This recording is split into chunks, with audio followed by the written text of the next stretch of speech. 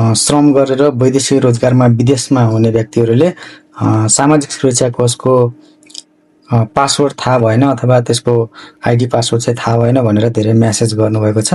त्यसको लागि मैले एउटा प्र्याक्टिकली रूपमा एउटा भिडियो बनाउँदैछु, कृपया अन्तिमसम्म हेर्नुहोला र तपाईँलाई कतिको यो उपयोगी भयो कमेन्ट गर्नुहोला।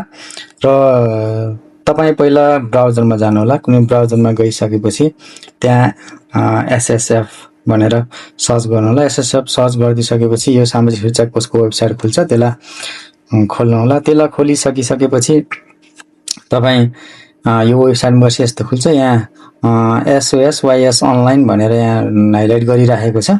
यहाँनिर गइसकेपछि तपाईँले यसमा क्लिक गर्नुहोला। यसमा क्लिक गरेपछि यति कुरा खेल्छ र तपाईँले यहाँनिर देख्नुहुन्छ, अलिकति यहाँ मैले जुम गरेर देखाउँछु। यहाँ वैदेशिक रोजगारी भनेर लेखेको छ। यहाँ सामाजिक सुरक्षा कोषको तलपट्टि त्यहाँनिर वैदेशिक रोजगारीमा क्लिक गर्दाखेरि यहाँ लास्टमा रिसेट पासवर्ड भनेर आउँछ। यो रिसेट पासवर्डमा गएर क्लिक गर्नुहोला। त्यहाँ गइसकिसकेपछि तपाईँको यस्तो एउटा फर्म आउँछ है। अनि त्यसमा त्यो फर्ममा चाहिँ तपाईँले सामाजिक सुरक्षा कोषको आइडी नम्बर हाल्नुहोला। त्यो SSF आइडी नम्बर चाहिँ तपाईँले विशेष गरेर यो विदेश जाने व्यक्तिहरूले श्रम पेपर पाउनु भएको हुन्छ। तपाईँले श्रम पेपरको लास्ट सेकेन्ड लास्टतिर अथवा लास्टतिर त्यहाँ दिएको हुन्छ एउटा SSID नम्बर भनेर। त्यो आइडी नम्बरमा तपाईँले आइडी नम्बर कपी गरेर त्यहाँ राख्नुपर्ने हुन्छ, SSID नम्बर भनेर।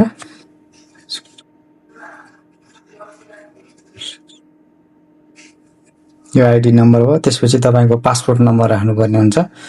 पासपोर्ट नम्बर राख्छु म।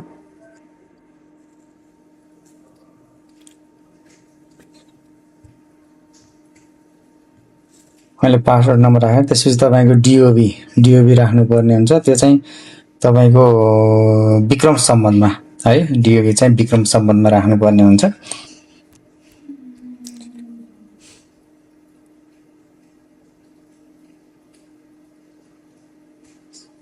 पर्ने हुन्छ है, कन्भर्ट गरेर तपाईँको इङ्ग्लिस डेट छ भने अनि क्याप्चा हानेपछि भ्यालिडेट गर्नु। भ्यालिडेट गरिसकेपछि यो लोडिङ हुन्छ नि वेट गर्नु। वेट गरिसकेपछि तपाईँको रिसेट गर्ने खुल्छ।